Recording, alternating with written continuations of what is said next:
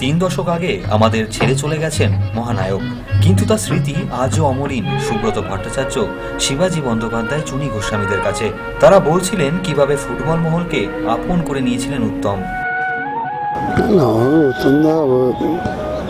মানে অত বড় অভিনেতা, আমরা সামনে দিকে দেখবো, কথা বলবো, আর সেই লোকটা আপন করে ডেকে নেবে, সেই সব দিনগুলো তো খেয়াল পড়ে। আমার সঙ্গে 76 সালে দেখা হয়েছিল আনন্দ আশ্রমের শুটিংয়ে, নটরাজ স্টুডিও, শক্তিদার ওখানে। ওইখানে প্রথম দেখাতেই আমাদের যেভাবে আমরা 3-4 জন খেলোয়াড় ছিলাম, আমি দেখে নিলাম ওনার ব্যবহারটা, মুগ্ধ হয়ে গেলাম। এবং পরের দিন আমাদের খেলা ছিল রোভার্স ফাইনাল, ফাইনালে জিতে তারপরে আবার আসবি, আর হারলে একদম আসবি না। তো উত্তমদা ফুটবল খুব অনুরাগী ছিলেন, উন্মান সমর্থক ছিল। এই ধরনের আমি অনেক ফিল্ম স্টার আমাদের পরিচিত আছে, রাজেশ খান্নাও ছিল একটা সময়, দিলীপ কুমার সাথে হয়েছে, অমিতাভ বচ্চনের খুব পরিচয় ছিল, কিন্তু উত্তম কুমার এক্সেপশন।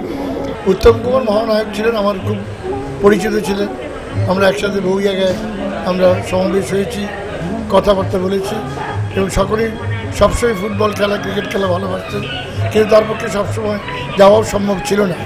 সেই জন্য বলবো, অন্যান্য নিবৃত সময়ে উত্তম কুমারের সাথে দেখাশোনা হয়েছে, এবং সবসময় খেলাধুলার প্রতি যথেষ্ট উৎসাহ ছিল। যখন উত্তম কুমার ঘরে মানে কাকার সাথে কথা বলছেন আর কি, সেই সময় একটা ঢুকে পড়েছিলেন। কাকা একটু রেগে গেছিলেন, কিন্তু তোমার সাথে কাকা যখন পরিচয় করে দিলেন, তখন তুমি খেলাধুলো করেন, তখন রাস্তায় রাবারের বল, টেনিস বল খেলে, তো তোমার একটু আদর করেছিল, এইটুকু বলতে পারি। উনি মাঠে এসছেন 60 দশকে, যখন চুড়িদারা খেলতেন, প্রদীপদা চুড়িদার যখন খেলতেন, তখন উনি মাঠে আসতেন। আজও এই দিনটা তাই স্মৃতিমেদুর করে তোলে ওদের। স্মৃতিমেদুরতার কারণ উত্তম, আমাদের স্বপ্নের মহানায়ক। Bureau report, football.com।